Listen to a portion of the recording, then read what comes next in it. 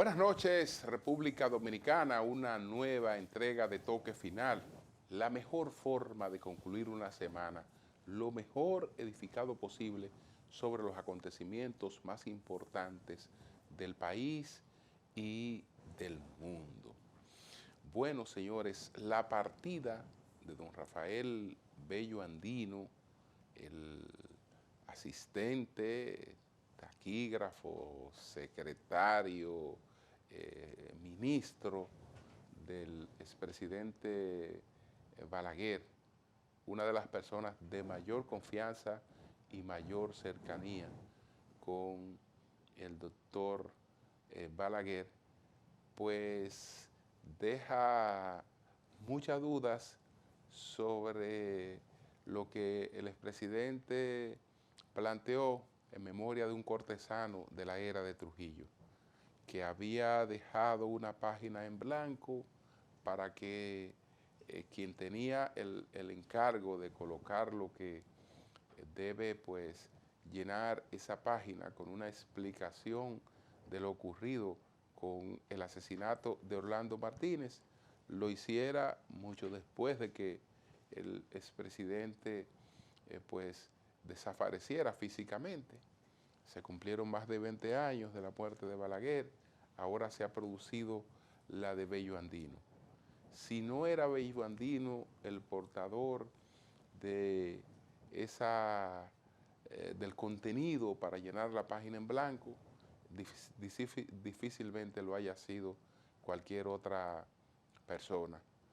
Fue un hombre muy leal a Balaguer, una persona de trato muy decente, un hombre de bajo perfil, y quiso preservar el patrimonio de Balaguer aún después de su muerte al frente de la Fundación Balaguer. Así es que nuestra solidaridad, nuestras condolencias a toda la familia de don Rafael Bello Andino.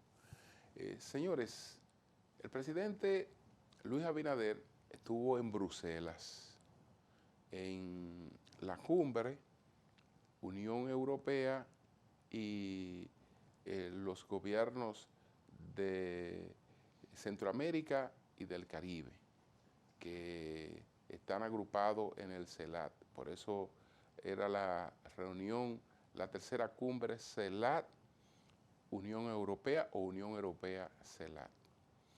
E hizo lo que ha venido reiterando en distintos foros internacionales: llamar la atención sobre la crisis haitiana, exhortar por enésima vez a la comunidad internacional, pues a auxiliar a Haití para que tenga un control de su seguridad, de su territorio, y pueda haber gobernanza en ese país. Vamos a ver de inmediato este mensaje del presidente Abinader que compartimos plenamente. Adelante. Al celebrar la importancia de reunirnos, deseo recordar que lo primero que nos atrae, aun con todas nuestras diferencias, es el hecho de compartir valores y principios. Entre ellos resaltaría la inviolabilidad de la soberanía y el respeto irrestricto a los derechos fundamentales del ser humano.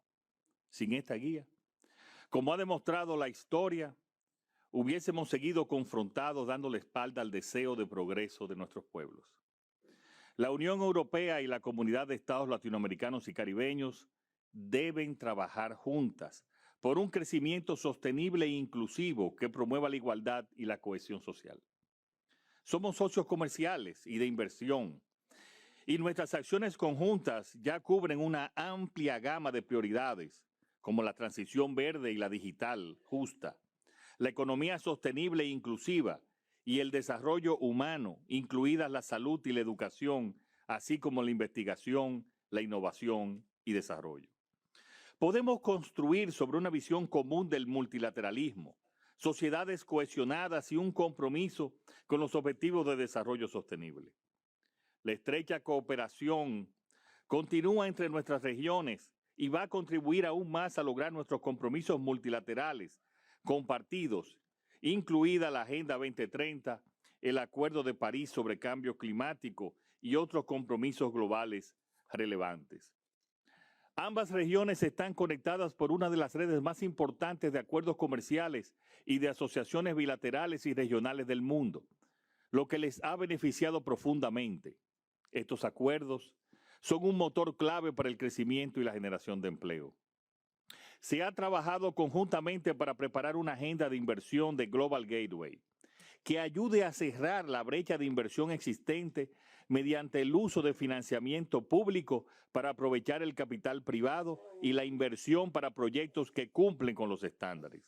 Quiero añadir que debemos considerar poder a través de Global Gateway deuda que no sea con garantía soberana para proyectos que puedan tener el repago y estudiarlo cada uno de manera individual.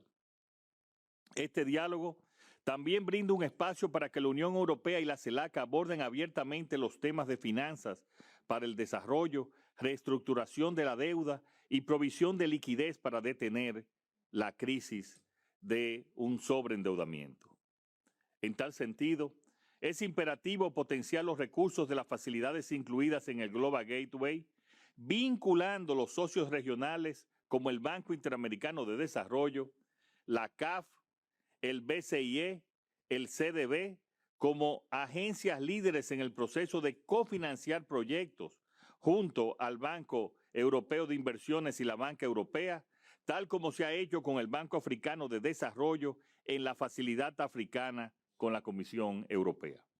Se debe prestar una especial atención a la participación y contribución de las mujeres al desarrollo económico, así como a la participación de los colectivos más desfavorecidos. Nadie puede quedar al margen del futuro. Aún quedan preguntas por contestar. ¿Cómo fortalecer la colaboración de la Unión Europea y la CELAC en la Organización Mundial del Comercio, en particular sobre la reforma de la organización? ¿Cómo podemos trabajar juntos para abordar desafíos como la pobreza persistente y la desigualdad? ¿Qué medidas específicas podemos tomar para fomentar el empoderamiento económico y político de las mujeres? ¿O cómo podemos trabajar juntos para efectuar una reforma significativa en la arquitectura financiera global? Queridos jefes de Estado, no puedo terminar mis palabras sin hablar sobre un tema de urgencia, no solamente para nuestra región, sino creo que para todo el mundo. Haití. Todos los países y la comunidad internacional puede cansarse de los problemas de Haití. Nuestra República Dominicana no puede cansarse. Hoy, solo el 30% de los estudiantes de Haití están yendo a las escuelas. La mayoría de los hospitales públicos están cerrados. Y es una tragedia en términos de la violencia. Aquí está su primer ministro, un hombre muy valiente que está enfrentando ese gran problema, pero que necesita la ayuda de la comunidad internacional. Dicen que el mundo ha cambiado, pero yo siempre digo que está cambiando. Es un proceso que nunca se detiene, que está en constante evolución. Y tal como decía el escritor uruguayo Eduardo Galeano, hay quienes creen que el destino descansa en las rodillas de los dioses, pero la verdad es que trabaja como un desafío candente sobre las conciencias de los hombres. Tenemos las preguntas, tenemos la voluntad, apliquemos ahora sí las soluciones. Bien, señores, vamos a una pausa. Al regreso, además de esta importante participación del presidente Abinader en la cumbre de la Unión Europea CELAC, ¿cuáles fueron los 10 temas más importantes de esta semana? ¿Cuándo retornemos?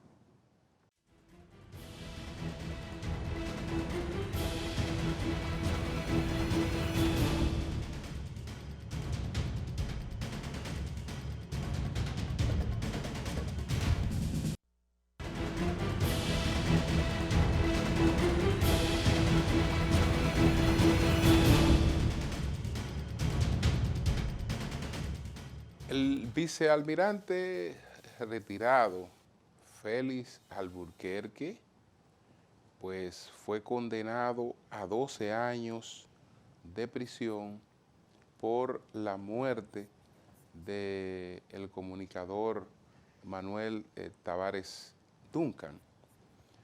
El tribunal, un tribunal colegiado, pues consideró que se trató de un homicidio, pero no de un homicidio involuntario, sino de un homicidio voluntario, que ciertamente el vicealmirante Alburquerque fue agredido por Duncan,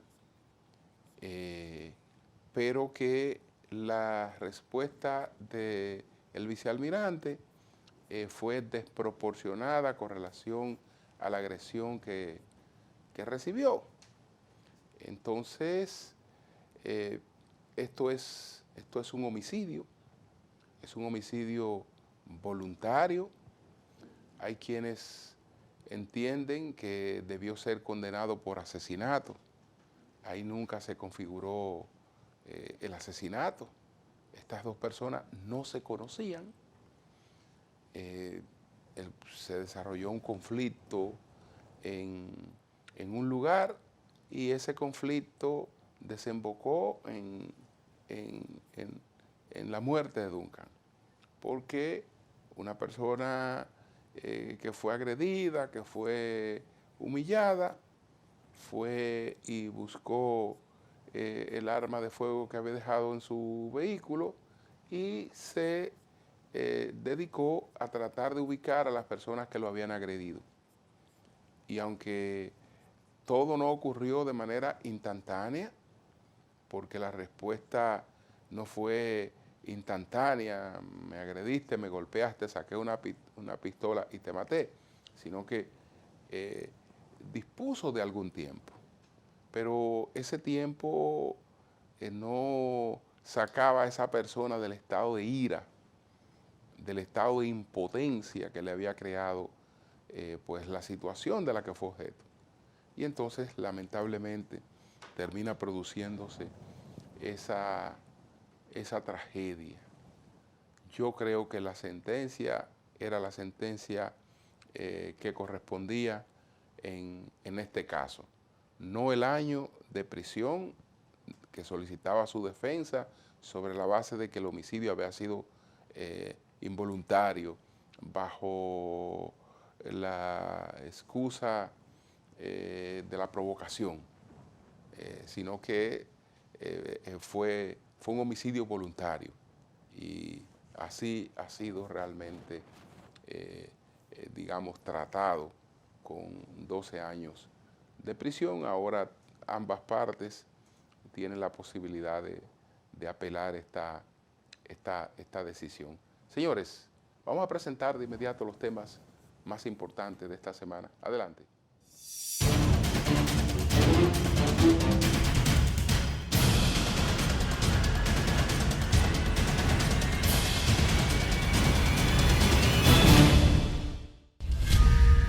El presidente Luis Abinader participó en la reunión entre líderes europeos y del Caribe en el marco de la Cumbre Unión Europea-CELAC, que se celebró en Bruselas esta semana. En momentos previos a la reunión, Abinader conversó con el presidente del Consejo de la Unión Europea, Charles Michel, y el presidente del Gobierno de España, Pedro Sánchez. En la reunión se abordaron temas relativos a impulsar, fortalecer y modernizar las relaciones entre ambas regiones. Más temprano sostuvo encuentros bilaterales con el primer ministro jamaiquino Andrew Holmes y la primera ministra de Barbados, Mia Moore-Matley. Con ambos, trató sobre el fortalecimiento de las relaciones bilaterales y de cooperación mutua. Asimismo, en su día inicial en Bruselas, el mandatario sostuvo una primera reunión con el titular del Banco Interamericano de Desarrollo, BID, Ilan Goldfang, con quien trató temas económicos de interés para la República Dominicana. Posteriormente, el mandatario dominicano vio al presidente de Guyana, Mohamed Irfan Ali. Ambos gobernantes retomaron temas de interés para ambas naciones, abordados en la visita oficial del presidente dominicano a Guyana el mes pasado. Durante el evento, el presidente Abinader tuvo la oportunidad de conversar brevemente con el presidente de Francia, Emmanuel Macron. Así también el mandatario dominicano se reunió con la presidenta de la Comisión Europea, Ursula von der Leyen. La propia von der Leyen informó de la reunión en su cuenta de Twitter, donde subió una foto junto a Abinader y destacó que la República Dominicana es el mayor socio comercial de la Unión Europea en el Caribe. Asimismo, dijo que ofreció a Abinader su apoyo a una transición verde que beneficie a todos. Durante su intervención en la cumbre, el presidente reclamó a la Unión Europea y a la Comunidad de Estados Latinoamericanos y Caribeños, CELAC, abordar juntos los desafíos de la pobreza persistente y la desigualdad. En un discurso pronunciado frente al liderazgo de ambas regiones, el mandatario dominicano también se mostró partidario de tomar las medidas que fomenten el empoderamiento económico y político de las mujeres. De igual forma, el presidente dominicano se refirió nuevamente a la situación que afecta a Haití, al tiempo de reiterar que todos los países y la comunidad internacional pueden cansarse de los problemas haitianos, pero que la República Dominicana no puede hacerlo. Al pronunciar su discurso, dijo que no podía terminar sus palabras sin hablar sobre este tema de Haití, el que consideró de urgencia no solamente para la región, sino para todo el mundo. El tercer tribunal colegiado del Distrito Nacional sentenció a 12 años de prisión al ex vicealmirante Félix Alburquerque Comprés por la muerte del comunicador Manuel Taveras Tuncan la madrugada del 19 de agosto del 2022. Las juezas Arlene Ventura, Leticia Martínez y Evelyn Rodríguez, que conforman el tribunal, tipificaron el homicidio como voluntario, aunque consideraron que hubo circunstancias atenuantes como la agresión de la víctima al acusado y que todo se suscita de una vez desde el momento de esa agresión al desenlace fatal. Al rechazar la pretensión de la defensa de Alburquerque Comprés de que se declarara un homicidio excusable, las magistradas argumentaron que según las imágenes y el video que captó la muerte, la actuación y conducta del acusado, evidenció la clara intención de matar, logrando al efecto su cometido, aunque el imputado no pudo calcular de manera anticipada el crimen por el calor del momento. En este caso, a partir de lo manifestado por los testigos como la prueba audiovisual aportada, se desprende que todo se suscita de una vez de forma rápida, de manera que el imputado no tuvo tiempo a reflexionar y meditar sobre su conducta, sino que más bien se encontraba lleno de ira producto de la situación del momento, pues previamente fue objeto no solo de insulto por parte de la víctima, sino también de violencia física, pues este le dio una trompada que lo hace caer al suelo y allí le da varias patadas. Leyó una de las jueces las motivaciones para tomar el fallo. El expresidente de la Dirección Nacional de Control de Drogas deberá cumplir la condena en Najayo Hombres. Una niña de tan solo 13 años de edad, identificada como Aisla Chanel Marte, fue violada y asesinada por un hombre conocido en su entorno como Santos, quien además fue su padrastro.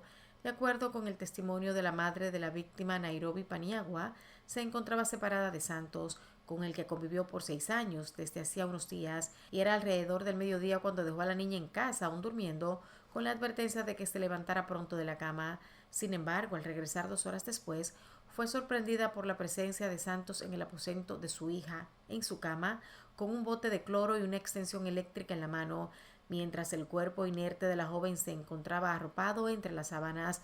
Se trata de Santos Lora Vargas, alias El Pintor, quien fue apresado tras ser acusado de ser el verdugo que le quitó la vida a la menor en la calle Nicolás Teobando, callejón Los Obreros del sector Villas Agrícolas en el Distrito Nacional. El hombre que violó y le quitó la vida a su hijastra de 13 años intentó suicidarse tras cometer el hecho al lanzarse desde el puente Francisco J. Peinado en Villamella, siendo rescatado de las aguas sin lecciones por una multitud. El empresario vegano Miguel Arturo López Florencia, alias Miki López, pidió disculpas a los periodistas Pedro Jiménez, Alfredo Cruz y el youtuber Sergio Carlo tras comparecer los 4 frente a la procuradora adjunta Jenny Berenice Reynoso en la Procuraduría General de la República. El empresario, acusado por el Ministerio Público de Narcotráfico, fue denunciado por usar palabras alegadamente amenazantes contra los periodistas y el youtuber, quienes habían expresado comentarios en sus respectivos programas que no eran del agrado de López. Al salir de la reunión tras 3 horas de comparecencia, Miki López expresó que su intención nunca fue esa. Reiteró que su intención ha sido que su proceso judicial, que lleva 3 años y está estancado, es que siga, y no nos oponemos a que la prensa haga su labor. Si me equivoqué con la prensa, le pido disculpas a todos y lo hago con mucha sinceridad. Todo fue un acuerdo amigable, reiteró López. En tanto, Pedro Jiménez habló en nombre de los periodistas y comunicadores, siempre agradeciendo el respaldo de la prensa en este caso. No hay ninguna animadversión de nosotros hacia el señor López, solo hacemos un ejercicio democrático que es la libre expresión, punto que fue muy bien entendido por las partes, declaró Jiménez. Sostuvo que entre los acuerdos establecidos por el Ministerio Público está respetarse, mantenerse alejados y respetar la libre expresión de los comunicadores. Julio Enrique Domínguez Solano, acusado de defraudar el Ministerio de Agricultura con casi 4 millones de pesos a través de transferencias, abusó de la confianza de su padre, el viceministro administrativo y financiero de la institución, para alterar los procedimientos de control establecidos en esa entidad. Según las declaraciones del Ministerio Público, Domínguez Solano, abusando de la confianza de su padre, que se encontraba recluido en su hogar cumpliendo prescripciones médicas, alteró los procedimientos de control establecidos en este ministerio. Domínguez Solano, también conocido como Julito y Joel Carnal, está acusado junto a Paredes Elizondo, empleado del Ministerio de Agricultura. Paredes Elizondo realizaba las transferencias fraudulentas a través del net banking asignado al Viceministerio Administrativo y Financiero. El fraude se llevó a cabo mediante transferencias ilícitas utilizando usuarios de net banking asignados al Viceministerio Administrativo y Financiero del Ministerio de Agricultura. El dinero se transfería desde la cuenta del viceministerio a Elizondo, quien a su vez lo devolvía a favor del hijo del viceministro. La Asociación Dominicana de Zonas Francas, ADOZONA, calificó de histórico el desempeño de dicho sector en el primer semestre del año, ya que según la data de la Dirección General de Aduanas, durante dicho periodo, las exportaciones de zonas francas representaron el 64.8% del total exportado, alcanzando un valor de 4.038.62 millones de dólares. Es la primera vez en la historia que las exportaciones de zonas francas superan los 4.000 millones de dólares en un primer semestre, de un total exportado por República Dominicana de 6.228.72 millones de dólares. Luis José Bonilla Bojos, presidente de ADOZONA, expresó que estos resultados demuestran un crecimiento continuo y refuerzan la importancia de las zonas francas en la economía dominicana. Las exportaciones del mes de junio experimentaron un aumento del 8.4%, al pasar de 708.031 millones en junio de 2022 a 767.047 millones en junio de 2023, lo que representa un incremento en valor de aproximadamente 59.016 millones de dólares. Este resultado confirma el récord histórico alcanzado en mayo de 2023, cuando las exportaciones crecieron un 10.61%, alcanzando la cifra de 774.054 millones en dicho mes, superando así los resultados obtenidos en mayo de 2022. Hay conflicto en la frontera, advirtió el senador Iván Lorenzo de la provincia de Elías Piña, al explicar que el detonante fue un altercado entre un ciudadano haitiano y militares del Cuerpo de Seguridad Fronteriza CESFRONT el pasado jueves 13. Como resultado, el mercado binacional en el municipio de Comendador Elías Piña se encontraba paralizado. Según el legislador en el lado haitiano, los extranjeros protagonizaron protestas exigiendo la reactivación del mercado, lo que llevó a las autoridades del CESFRONT a responder con disparos. Con el objetivo de buscar una solución a este conflicto, representantes de las autoridades y comerciantes haitianos y dominicanos sostuvieron una reunión el pasado lunes en la que se destacó la ausencia del coronel Luis Ernesto de Olio Díaz, coordinador de bases de operaciones del CESFRONT. El coronel de Olio es quien tiene conflicto con los haitianos. Su ausencia impidió que llegáramos a un consenso y restableciéramos la paz y tranquilidad en la frontera. Los haitianos se retiraron, aseguró Lorenzo. Mientras tanto, el legislador continúa promoviendo un nuevo encuentro, ya que considera que debe prevalecer la sensatez y la flexibilidad. Ante un conflicto de esta naturaleza, lo ideal es que ambas partes nos escuchemos. Las autoridades del CESFRONT deben participar, afirmó. Agentes de la Policía Nacional en Madrid desmantelaron un grupo criminal en Madrid dedicado presuntamente al tráfico de armas y vinculado a la actividad de grupos organizados y violentos pertenecientes a los Dominican Don't Play. El pasado martes 11 de julio se llevó a cabo la operación mediante la entrada y registro en 4 inmuebles de Madrid, 2 viviendas, un trastero y un local. En la operación, 2 personas fueron detenidas por su presunta participación en los delitos de tenencia y tráfico ilícito de armas de fuego prohibidas, tenencia ilícita de municiones, tráfico de sustancias estupefacientes, blanqueo de capitales y pertenencia a grupo criminal. Además, una mujer ha sido investigada por colaboración en los delitos de tráfico de sustancias estupefacientes, blanqueo de capitales y pertenencia a grupo criminal. Durante los registros, los agentes intervinieron 2 armas cortas tipo pistola, una de ellas con los números de referencia borrados, un arma larga tipo fusil de asalto y un arma larga tipo escopeta con los cañones recortados. Además, se encontró una gran cantidad de munición, dinero en efectivo, documentación que relaciona a los arrestados con su pertenencia a los Dominican Don't Play y diversas sustancias estupefacientes. De acuerdo con la Policía de Madrid, la operación se enmarca en el incremento de la actividad, tanto preventiva como investigativa, que la Policía Nacional realiza para detectar y cortar los canales ilegales de distribución de armas de fuego, así como para interceptar los posibles depósitos de armas existentes en el contexto de la actividad criminal de los referidos grupos juveniles organizados y violentos. El expresidente de Panamá, Ricardo Martinelli, quien aspira a volver al poder en las elecciones de mayo de 2024, fue hallado culpable del delito de blanqueo de capitales por la compra de una editorial de medios y condenado a 10 años y 6 meses de prisión. Martinelli fue condenado a la pena de 128 meses de prisión y el pago de una multa por la suma total de $19,000, indica la sentencia de la jueza liquidadora de causas penales. El político de 71 años fue declarado responsable como autor del delito contra el orden económico en la modalidad de blanqueo de capitales, específicamente por el artículo 254 del Código Penal. El caso New Business comenzó en 2017 e involucra a 21 personas por la presunta compra con fondos públicos de la editorial Panamá América S.A. EPASA. Según la acusación, la compra se realizó a través de un complejo esquema de sociedades donde varias empresas depositaron un total de $43.9 millones. Ese dinero provenía del pago de comisiones de hasta un 10% sobre el contrato original en obras de infraestructura durante el gobierno de Martinelli. Con parte de esos fondos, Martinelli adquirió la empresa de comunicación, cuya línea editorial defiende desde entonces los postulados del exgobernante. La fiscalía, que pedía la pena máxima de 12 años de prisión, afirma que Martinelli contactó a contratistas, aportó dinero y resultó beneficiario al ser el tenedor del 60% de las acciones de la editorial. El exmandatario ha dicho en reiteradas ocasiones que se enfrenta a un juicio político amañado y asegura que todo se trata de una persecución política para evitar que pueda presentarse a las elecciones presidenciales de 2024.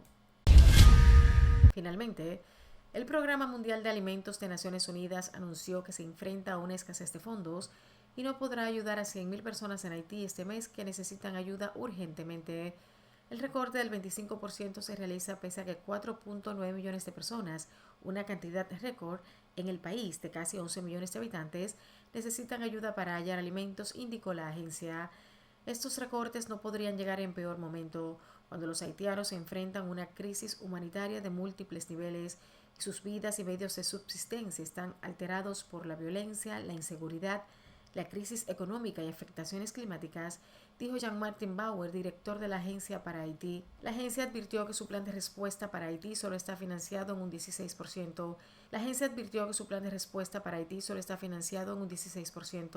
Y que no podrá proporcionar alimentos a un total de 750,000 haitianos si no obtiene $121 millones de ahora hasta fin de año.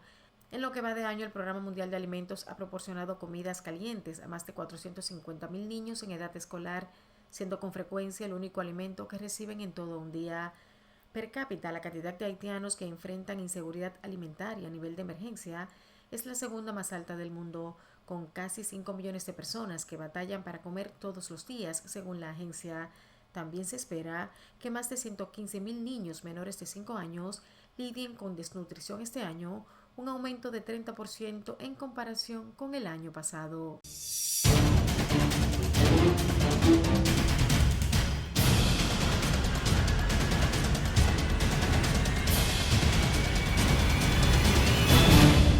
Vamos a una pausa, retornamos en breve.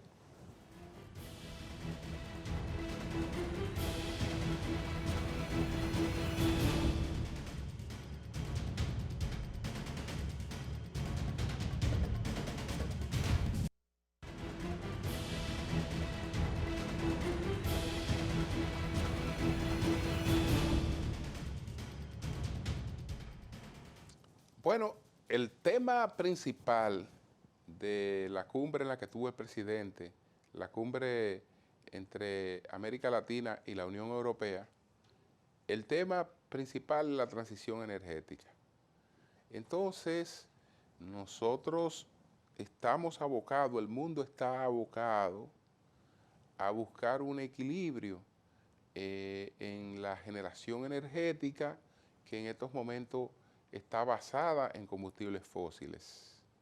Tenemos que irnos a las llamadas energías limpias. ¿Qué tan preparados estamos y qué posibilidades tenemos de lograr esos objetivos? El ingeniero Bernardo Castellanos responde las 3 preguntas de nuestro equipo. Adelante.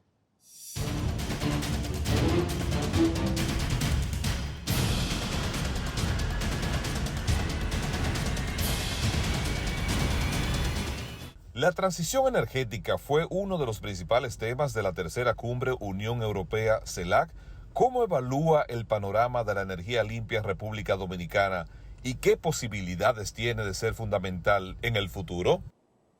Bien, el tema de la transición energética, que está muy vinculado al tema de las renovables, o sea, hidráulicas, hidroeléctricas, solar y eólica, en Dominicana hay mucho futuro en lo relativo a la eólica y solar, porque las hidroeléctricas, lamentablemente, por nuestra condición isleña, donde tenemos una buena cantidad de lluvias al año, pero nuestras cuencas hidrográficas son pequeñas en términos de área, pues prácticamente el potencial hidroeléctrico que económica y financieramente es viable, ya ha sido desarrollado en su totalidad, y las únicas hidroeléctricas con potencial de que puedan ser rentables serían la presa de Alto Yuna, Piedra Gorda, en el río Yuna, y la presa de Ámina, en el río Ámina, en la zona de Yaque del Norte. Porque existen 2 proyectos que son muy atractivos desde el punto de vista técnico,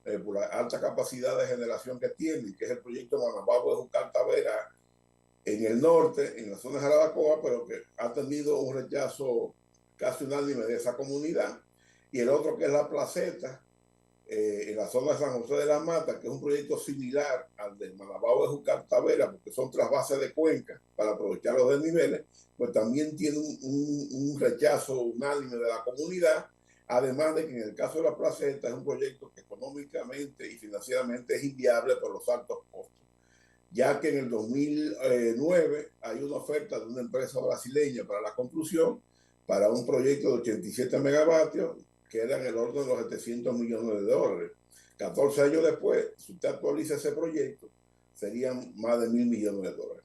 La eólica y solar sí tienen mucho potencial, y de hecho, el problema es que las mismas autoridades de la empresa de transmisión, en esta declaración, dicen que el sistema de transmisión no está preparado para el boom de las renovables. Porque, y voy a leer textualmente la declaración de su administrador, Martín Robles, quien dice que el sistema de transmisión nuestro no estaba estructurado para recibir esa gran penetración de fuentes renovables, dice el administrador de la empresa de transmisión. Eso obliga a la empresa de transmisión a revisar su plan de expansión, a adelantar la construcción de líneas de transmisión que estaban previstas para otro año, y sin embargo ya se están demandando en el momento por la instalación de estas energías renovables. El plan de expansión elaborado por la empresa de transmisión desde el 2021 hasta 2035 ha tenido que acelerarse por lo menos para el 2030. La institución emitió entre 2020 y 2022 no objeciones para la instalación de unos 5.180 megavatios nuevos, de los cuales 3.562 corresponden a energías renovables. Además, ha dado facilidades para interconectar 250 megavatios en 4 proyectos renovables que han de integrarse próximamente. ¿Cuál es el problema? Tenemos 2 inconvenientes. Por un lado, el sistema de transmisión, como admite su administrador de la empresa de transmisión, no está preparado con la línea de transmisión suficiente que puedan absorber toda esa energía proveniente de esos proyectos.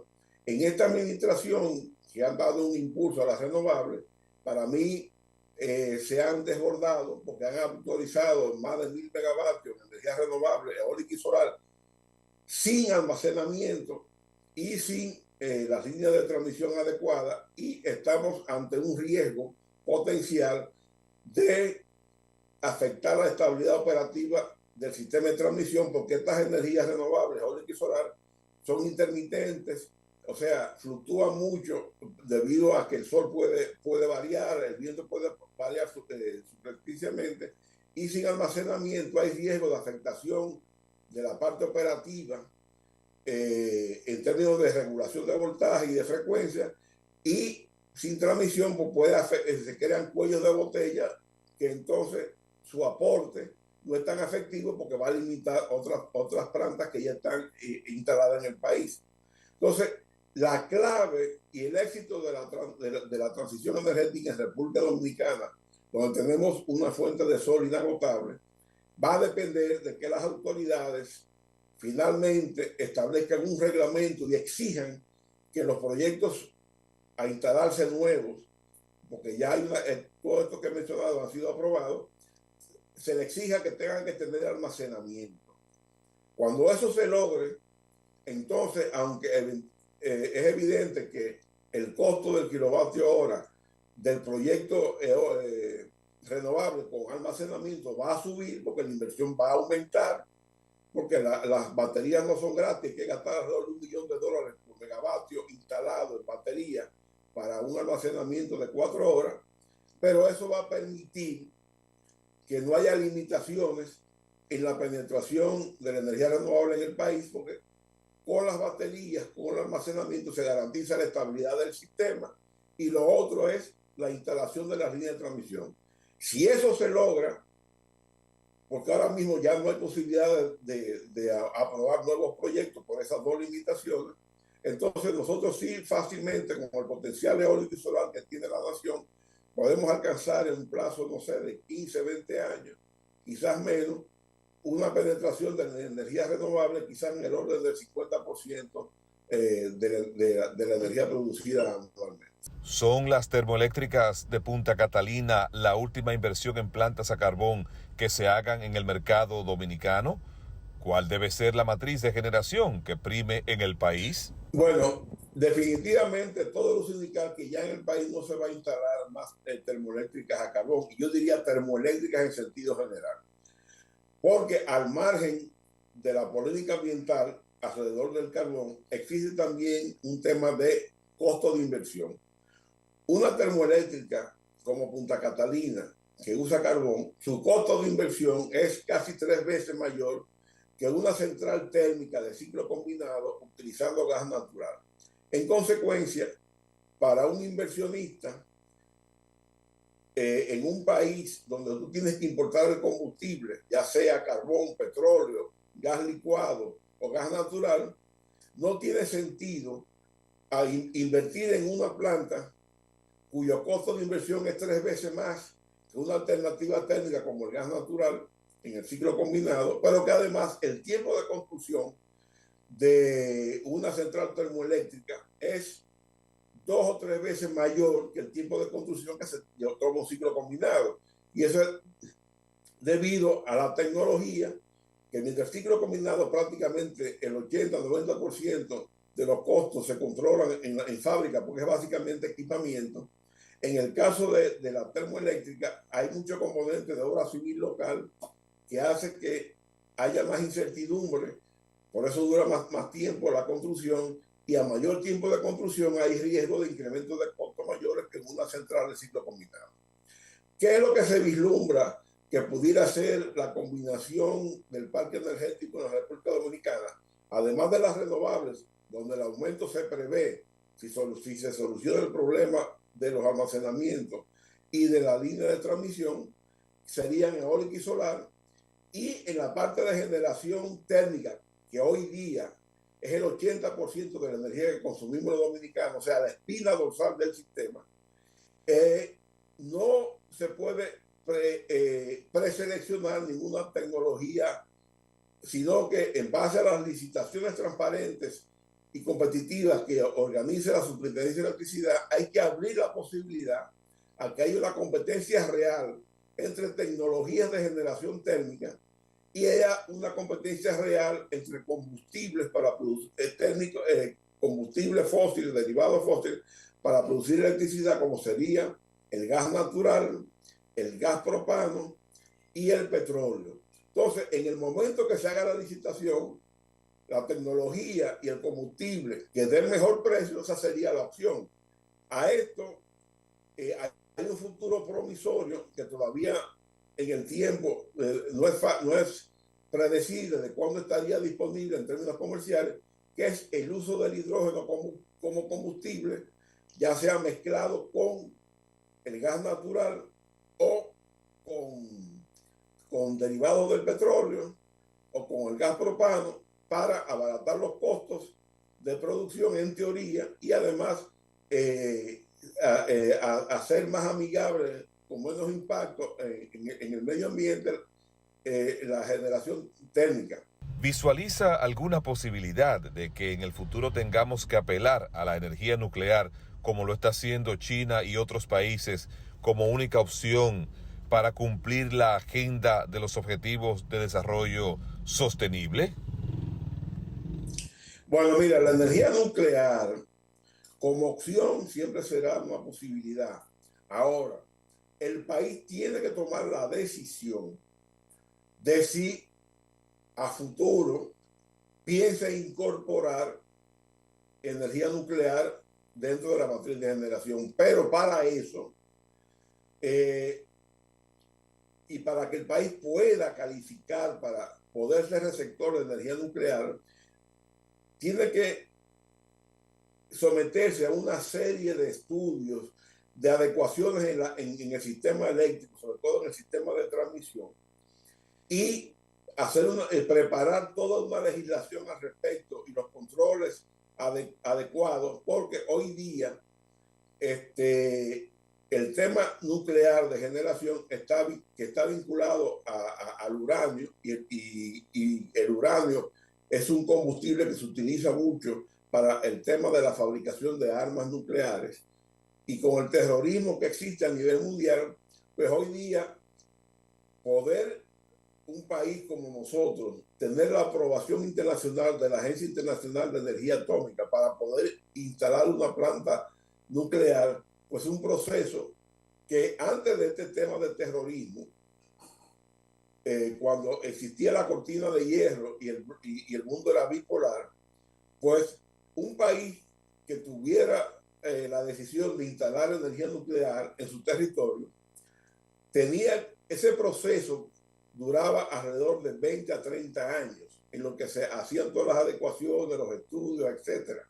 Se preparaba el personal, pero hoy día, con el tema del terrorismo, pues esas exigencias todavía son mayores, y por eso vemos cómo la Agencia de Energía Nuclear, con sede en Viena, y los Estados Unidos y las potencias ponen objeciones al tema de la energía nuclear en Irán, en Irak, en Corea del Norte, por el tema del terrorismo.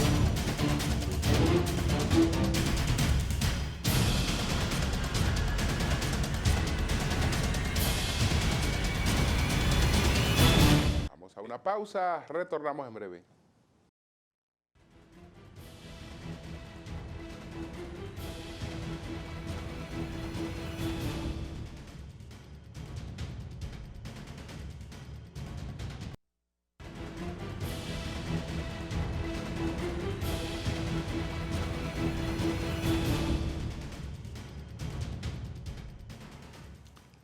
Hay posibilidad de que los dos principales partidos de oposición, me refiero al Partido de la Liberación Dominicana y al Partido Fuerza del Pueblo, articulen alianzas para las elecciones municipales y para las elecciones congresuales.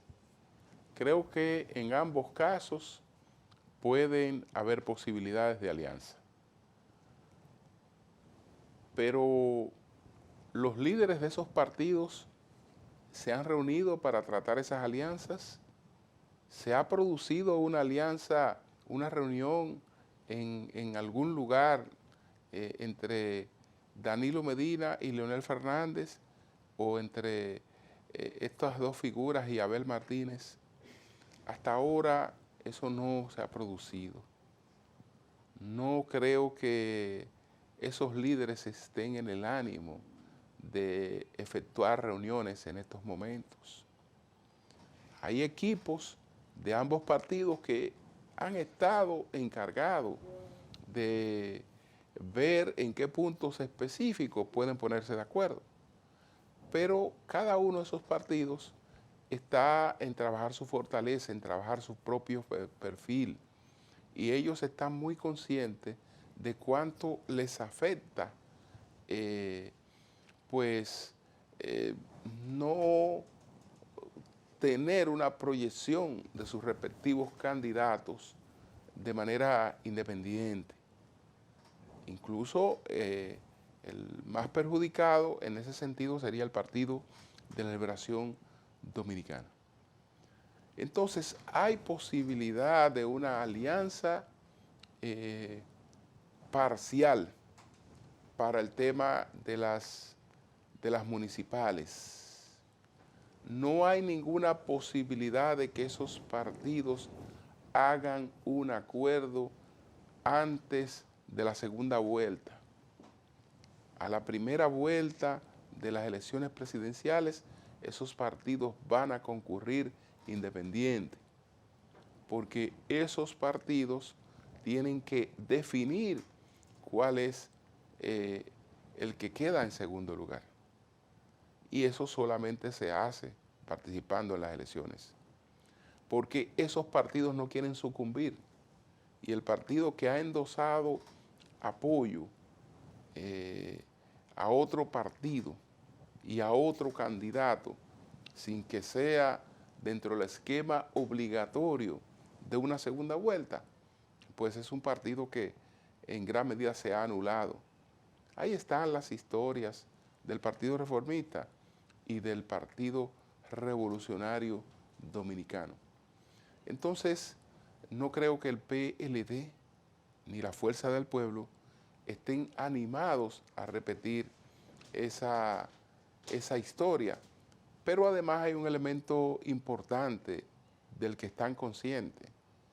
Polarización es solo beneficio para el gobierno, porque esos opositores han tenido una separación reciente, con muchas cosas abiertas. Y aunque se junten, si fuera para una primera vuelta, ninguno de los dos garantiza que el total de sus votantes les respalden. Por lo tanto, no les conviene a ninguno de los dos que eso ocurra, sino presionar hacia la posibilidad de una segunda vuelta, cada quien procurando sus votos. Buenas noches a todos.